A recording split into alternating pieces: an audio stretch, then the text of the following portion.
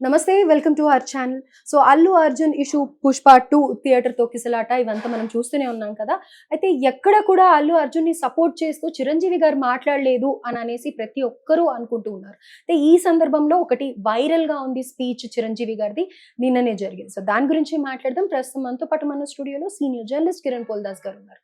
నమస్తే సార్. నమస్తే అండి. సార్, సో చిరంజీవి గారు అసలు ఏం రెస్పాండ్ అవ్వలేదు. ఫస్ట్ డే ఎప్పుడైతే అల్లు అర్జున్ గారు స్టేషన్ నుంచి వచ్చారో అప్పుడు చిరంజీవి గారి టాపిక్ వచ్చింది తప్ప తర్వాత ఎక్కడ కూడా అసలు ఆ ఫ్యామిలీ నుంచి ఎవ్వరు ఈ ఇష్యూ మీద మాట్లాడింది లేదు. ఆల్ ఆఫ్ ది సడన్ నిన్న ఒక ఈవెంట్ లో చిరంజీవి గారిని చూడడం జరిగింది. అయితే కొన్ని ఎప్పుడు చిరంజీవి గారిని చూడని యాంగిల్లో చూసామా అని అనిపిస్తోంది. ఎందుకంటే అంత ఇదిగా ఎప్పుడు మాట్లాడరు. నాకు ఆ వర్డ్ ఎగ్జాక్ట్లీ ఏం పెట్టినా కానీ ఫ్యాన్స్ ఏం తిడతారు అని చెప్పి నేను ఏం మాట్లాడట్లేదు. కొన్ని స్టేట్మెంట్స్ ఏవైతే ఉన్నాయో ఏం పని పాట లేదా అని నేను వినిపిస్తాను. నాకెందుకండి నాకు తెలియదు, అందుకే పార్లమెంట్ లో పెద్దల సభలో కూడా మాట్లాడుతున్నారంటే వాళ్ళకి ఏ పని పాట లేదా అనిపిస్తుంది. సార్ సినిమాలు చేస్తున్నాం అంటే సార్ బిజినెస్ అవుతుంది కాబట్టి డబ్బులు ఇస్తున్నారు కాబట్టి మళ్ళీ తీస్తున్నారు. సినిమా మీద సినిమా చేస్తున్నాం అంటే డబ్బుల మీద డబ్బులు వస్తాయని కాదు సార్. మా వాళ్ళందరికి ఉపాధి లభిస్తుంది, వాళ్ళందరూ హాయిగా ఉంటారని చెప్పేసి. ఓకే, నేను కొంచెం స్కిప్ చేస్తాను. చాలా దురదృష్టం ఇది. ప్లీజ్ సినిమాని దూరంగా ఉంచండి. సినిమా మా కష్టాలు మేమేమో పడతాము, మీరు కనుక ఆదరిస్తే సంతోషం. సినిమా ఎన్హాన్స్ కోసం దానికి కారణం మేము ఖర్చు పెడుతున్నాం కాబట్టి ఇలాంటి ఖర్చుకి ఎంతో కొంత దేశవ్యాప్తంగా ఎత్తి చూపించడానికో పెద్దల సభ వరకు రాజ్యసభ వరకు కూడా మీరు దయచేసి చేయొద్దని సవినయంగా విరమించుకుంటున్నాం. సో ఏమంటే రాజకీయ నాయకులు లేదంటే వాళ్ళ దాంతో పోల్చుకుంటే సినిమా ఎంత చిన్నది. నేను అది చూశాను ఇది చూశాను సార్. కాబట్టి మీలాంటి వాళ్ళు పెద్ద పెద్ద విషయాల్లో మీరు ఇన్వాల్వ్ కావాలి, అవన్నీ వచ్చేలా చూడగలగాలి. అది ప్రత్యేక హోదా గురించి కానివ్వండి, లేకపోతే మనకున్న ప్రాజెక్టుల గురించి కానివ్వండి, ఉపాధి అవకాశాలు కానివ్వండి, ఇలాంటివి మనం ఇవ్వగలిగితే కనుక దానికి ఏంటని మీరు చూసి దానికోసం ప్రయత్నం చేస్తే నిజంగా ప్రతి ఒక్కరు మీకు తలొంచి నమస్కరిస్తాం. అంతేగాని పిచ్చుకు మీద బ్రహ్మాస్త్రం లాగా సినిమా ఇండస్ట్రీ మీద ఏంటి సార్, దయచేసి. రైట్. సో దీని గురించి అంటే చిరంజీవి గారు మాట్లాడతారు కానీ మరి ఇంత ఎప్పుడు మాట్లాడరు. అంటే లోపల ఇంటెన్షన్ తెలుస్తోంది. సో ఈ విధంగా రెస్పాండ్ అవ్వడానికి కారణం నేను చెప్పనండి, నాకెందుకు, నేను అది తెలియకనే మిమ్మల్ని అడుగుతున్నాను. ఏం ఇంటెన్షన్ తెలుస్తుంది అనుకుంటున్నారు? నాకేం తెలియట్లేదు. చిరంజీవి గారు మాట్లాడిన దాంట్లో అది సహేతుకం అనిపిస్తుందా లేకపోతే కొంచెం అది సందర్భోచితంగా లేదా? మీరే చెప్పాలి. వాస్తవానికి ఈ సందర్భంలో మాట్లాడుకోవలసిన అంశమే కానీ అది, కానీ ఆయన ఈ సందర్భంలో మాట్లాడిన అంశం కాదు అది. గతంలో రాజ్యసభలో విజయసాయి రెడ్డి గారు ఒక ప్రశ్న లేవనెత్తారు.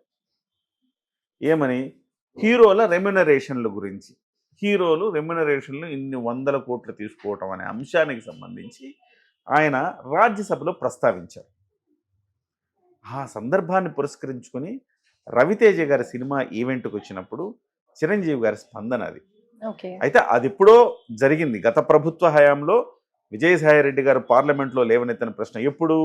భీమ్లా నాయక్ సినిమాకి సంబంధించి 10 రూపాయలకి 20 రూపాయలకి ఎంఆర్ఓలను పెట్టి జగన్మోహన్ రెడ్డి గారు టికెట్లు అమ్మించారు చూసారా? ఆ దుర్దినం, ఆ దౌర్భాగ్యమైన రోజుల్లో జరిగిన సంఘటన అది. దానికి సంబంధించి చిరంజీవి గారు ఆనాడు మాట్లాడారు. కానీ ఈనాడు ఎందుకు వైరల్ అవుతోంది అది అంటే ఈ రోజుకి కూడా అది కరెక్ట్ కాబట్టి. మీరు చిరంజీవి గారు మాట్లాడింది అక్షర సత్యం అది. అందులో ఒక్క మాట కూడా ఆయన పొరపాటుగా మాట్లాడలా. ఇవాళ సినిమాలకు సంబంధించి అల్లు అర్జున్ గారు వెళ్ళారు, వచ్చారు, సంఘటన జరిగింది, దాని మీద చర్యలు తీసుకోండి, మీరు ఆయన అరెస్ట్ చేశారు, ఇక న్యాయపరమైన అంశాలు ముందుకు వెళ్తూ ఉన్నాయి. అంతే తప్ప దాన్ని అడ్డం పెట్టుకొని ప్రతి ఒక్కళ్ళు, కాంగ్రెస్ పార్టీ నాయకులు చూస్తూ ఉన్నాం కదా మనం, ప్రతి ఒక్కళ్ళు ఎందుకు నీకు అంత రెమ్యునరేషన్ ఇవ్వాలి అనేది ఒకళ్ళేమో మీ సినిమాలకు ఎందుకు అంత ఖర్చు పెట్టుకొని మేము చూడాలనేది ఒకళ్ళు, అసలు మీ జూబ్లీ హిల్స్లో సైట్లు మీకు ఎట్లా వచ్చినాయి తెలుసా, లీజుకి ఇచ్చామని చెప్పి ఒకళ్ళు, సో మీరు ఎక్కడి నుంచి వచ్చి ఇక్కడ బతుకుతున్నామని ఇంకొకళ్ళు, అసలు దేశభక్తి సినిమాలు తీస్తున్నారా మీరని చెప్పి ఇంకొకళ్ళు. ఈ రకంగా దాడి చేస్తున్నారు సినిమా ఇండస్ట్రీ మీద. ఈ దాడి చేస్తున్న సందర్భంలో అది కూడా ఆ రోజు చిరంజీవి గారు మాట్లాడింది పర్ఫెక్ట్గా సింక్ అవుతుంది కాబట్టి ఇవాళ చెప్పారు. ఓకే. ఇవాళ రాజ్యసభలో ఎవరు ప్రస్తావించలేదు కానీ అసెంబ్లీలో రేవంత్ రెడ్డి గారు ప్రస్తావించారు. అది సందర్భోచితమే. అక్బరుద్దీన్ ఓవైసీ గారు అడిగిన ప్రశ్నకు ఆయన సమాధానం చెప్పారు. అక్కడితో అయిపోయింది అది.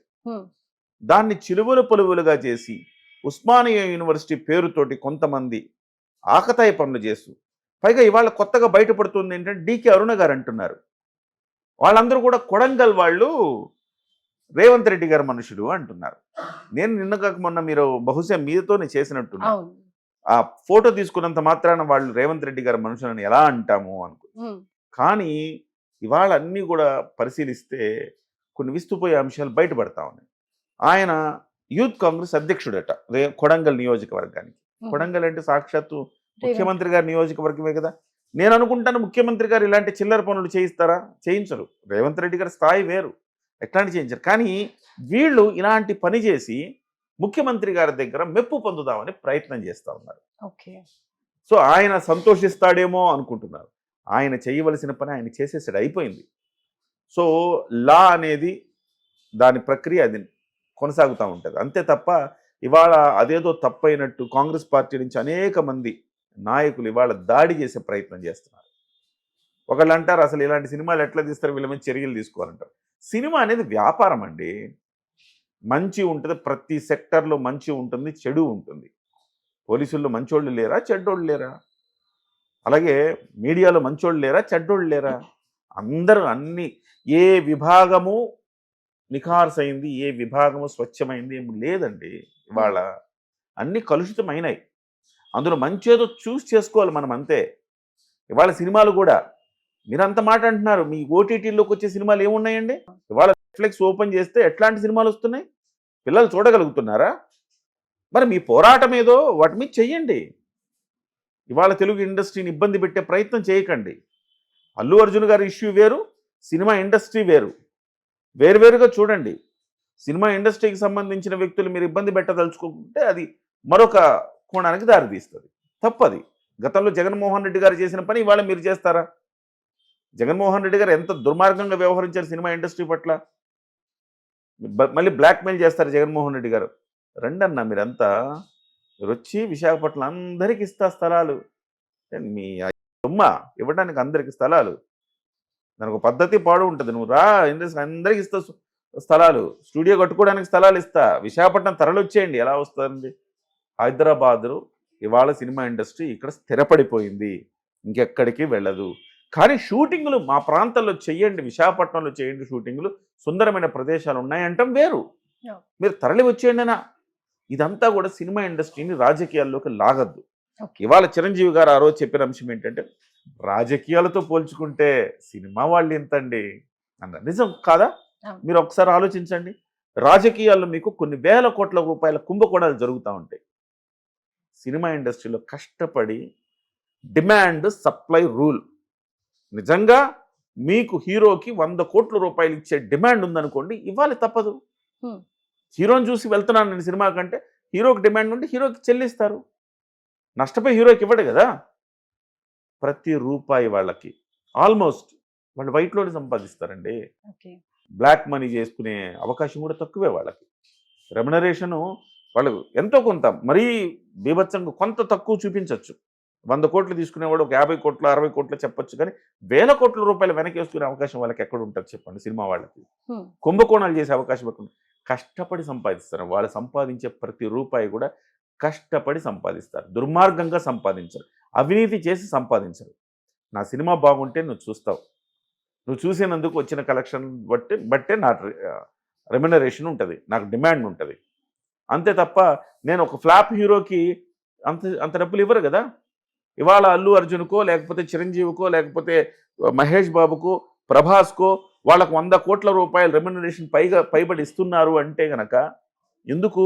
వాళ్ళని చూసి మాత్రమే సినిమా థియేటర్కి వెళ్తాడు ప్రేక్షకుడు, వాళ్ళని చూడటానికి వెళ్తాడు. హీరోని చూసే వెళ్తారు. అందుకోసం డిమాండ్ ఉంది. మీరు ఆ రోజు ఆయన అన్నది కూడా అదే, పిచ్చుకు మీద బ్రహ్మాస్త్రం ఎందుకండి, మేము ఎంటర్టైన్మెంట్ చేసేవాళ్ళము. చాలా హంబుల్గా చెప్పాడు ఆయన, మెగాస్టార్ ఆయన, చాలా హంబుల్గా చెప్పాడు. మా మీద ఏంటి మీ ప్రతాపం? పార్లమెంట్లో చాలా చాలా పెద్ద పెద్ద సమస్యలు ఉన్నాయి, దుర్మార్గంగా అన్యాయంగా డబ్బులు ప్రజాధనాన్ని లూటీ చేస్తున్నారు. ఒక్కటి ఈ మధ్యకాలంలో ఒకటి బయటపడింది చూశారు కదా, 48,000 కోట్ల రూపాయల విలువైన బియ్యాన్ని అక్రమ రవాణా చేస్తున్నారు. 48,000 కోట్లు అండి. దాని గురించి పట్టించుకోండి. ఏదో 100 కోట్లు 200 కోట్లు 300 కోట్లు రెమ్యూనరేషన్ తీసుకున్నారనో, లేకపోతే జూబ్లీ హిల్స్లో స్థలం తీసుకున్నారు ఎప్పుడు అనో, దీని మీద పడి వాడి మీద ఏడవకండి.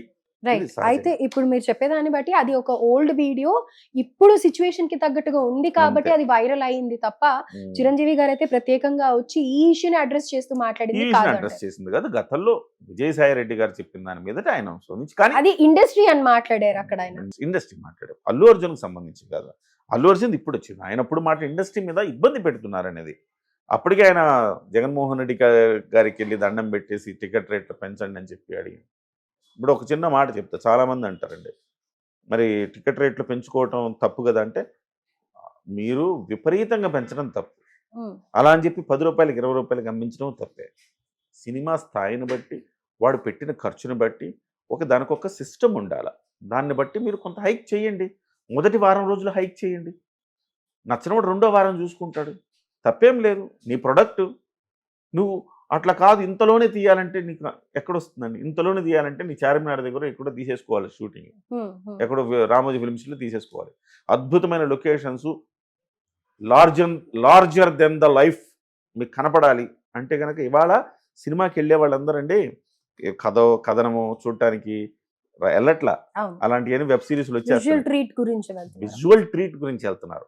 బా అద్భుతంగా ఉందిరా, ఈ ఫ్రేమ్ ఇది ఎలా తీసాడు, ఆ, ఆ ఇది లొకేషన్ ఎలా పెద్ద స్క్రీన్ లో చూస్తేనే మనకి బాగుంటదిరా అనుకుంటేనే సినిమాకి వెళ్తున్నాడు. ఎగ్జాక్ట్లీ అలాంటప్పుడు డబ్బు ఖర్చు ఎక్కువ అవుతుందా లేదా? ఎగ్జాక్ట్లీ. సో అది మనం అందరం గుర్తుపెట్టుకోవాలా. ఇవాళ కూడా రేవంత్ రెడ్డి గారి పని ఆయన చేసేసారు. ఆయన బాధ్యత, ఆయన ముఖ్యమంత్రిగా ఆయన పర్ఫెక్ట్గా ఉన్నారు. అలాగే చట్టం ధర్మం తన పని తను చేస్తూ ఉంది.